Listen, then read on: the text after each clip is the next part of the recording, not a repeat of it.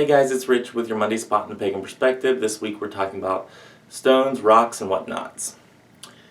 This week our topic comes from Bree, I hope I'm saying that correctly, who writes, "Hello, although it was initially talked about in year 1, March 2010, I would love an update from the old host and hear from the new host what their thoughts are on gemstones and crystals.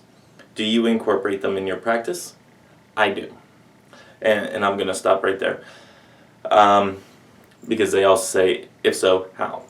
One of my favorite ways of incorporating stones into my practice is with a little type of mojo bag, a little type of pouch. And in that I keep a small handful of stones, and they each have their own purpose. You know, tiger's eye for grounding, citrine for cleansing, a blue lace agate for knowing what to say, when to say it, and when to shut up. Rose quartz for love.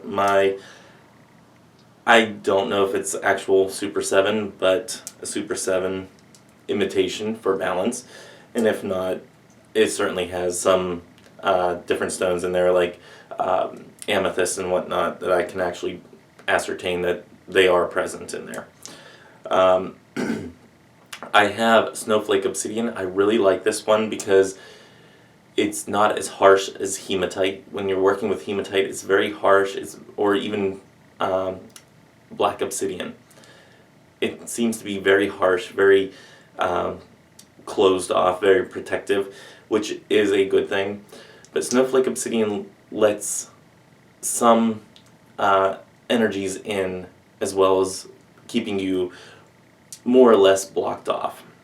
And this one is, I think it's ametrine. It is a quartz crystal on one side and amethyst on the other side. I think it really looks cool.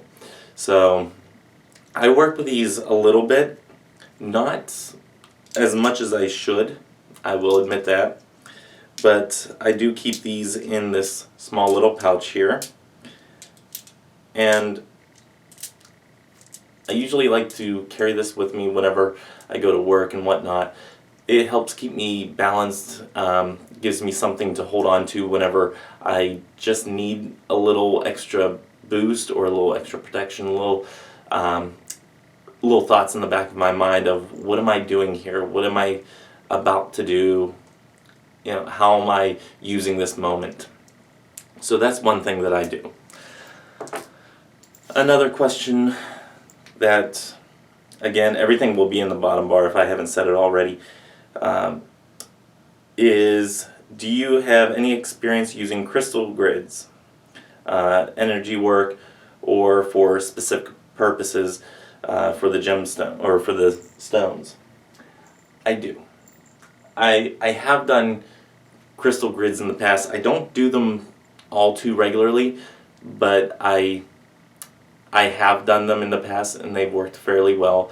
I've done them for prayer grids and crystal grids, helping with somebody's health, and one to bring in money, but that one didn't really work too well for me. But one type of crystal grid that I like to work with, that I don't know if you'd really consider it a crystal grid, is writing intentions on a index card, note card, something like that, and actually putting it under my quartz crystal ball chip.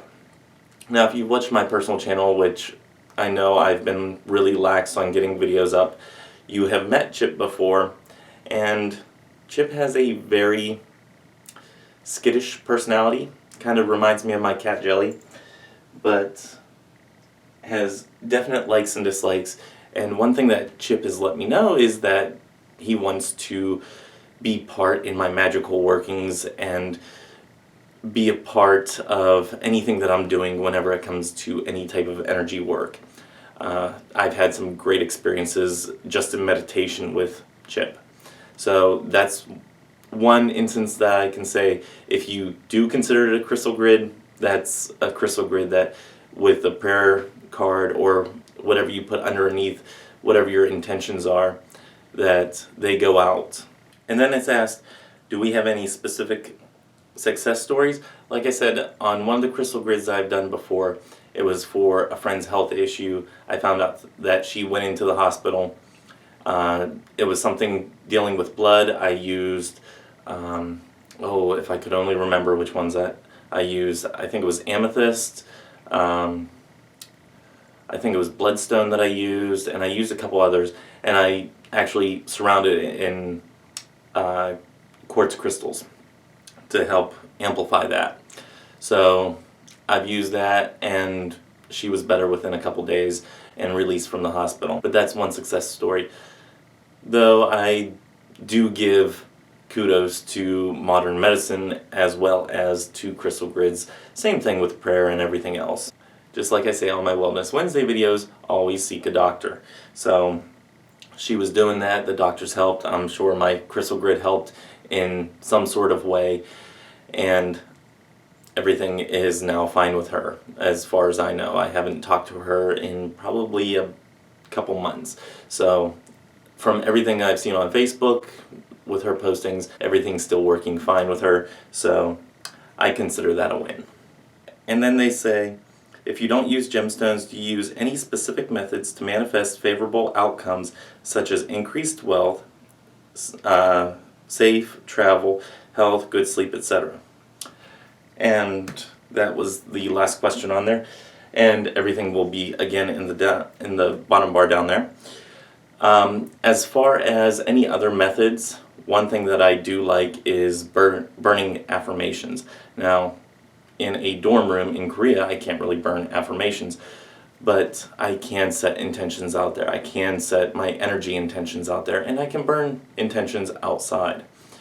So that's one thing that I like to do, is do affirmations and not only set those intentions out there, even in an energy sense, not even burning anything or doing any other types of motions, just setting it out there in an energy sense, but also actually taking action, doing what needs to be done, and not just relying on the metaphysical, but also relying on how much actual intention I put into it in a physical sense. Say with health, or let's say safe travel, that's an easy one.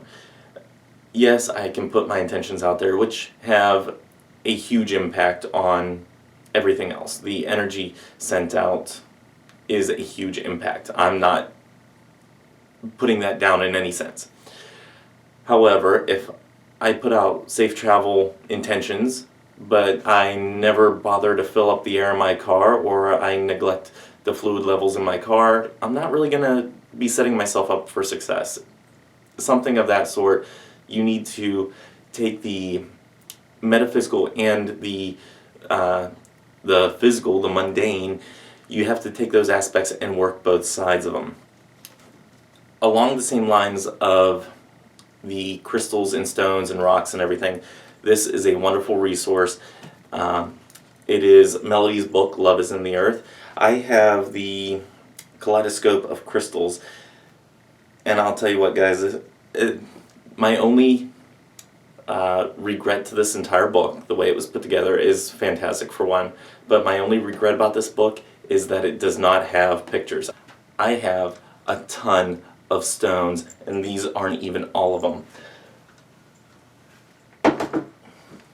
But there are no pictures in said book, which is the only downside to this book. That, and depending on your price range, it's not exactly feasible to buy. I think I got this one pretty cheap. I think it was like $30 or something like that. But if you want the seminal book, the all-inclusive book that Melody put out of Love is in the Earth, the complete version, it's I think around 700 pages or 900 pages, something like that, and it's almost $100, if not more. So if you want to get that book, it is a fantastic resource. The only downside, like I said, is that it does not have pictures. But I have a lot of crystals that I actually need to identify which ones they are, and I still need to connect with. I got them real cheap. I think it was at an auction that I went to, and I was able to buy a whole bunch real cheap. So Yeah, I have a ton of stones, like I said, to reveal. I also have on my personal channel, and I know I've been saying this for years, is that I want to do a crystal series. Like I said, I've been kind of lax on my actual personal channel, doing the series that I've already set up, but that's one type of series that I want to end up doing in the future. And I actually need to get back to my personal channel. There's a lot of other things going on, and I will explain all that probably in a video on my personal channel. So anyway, until next week, make sure that you guys go visit the Pagan Perspective blog. The link is in the bottom bar.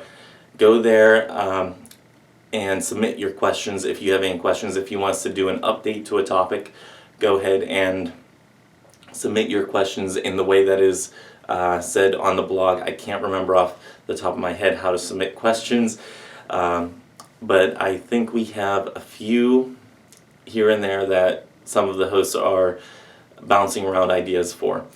But definitely get your questions in, because we're kind of getting to the end of our questions list. So make sure that you go ahead and submit those. Until next time, may you have love, hugs, and ladybugs. Bye-bye.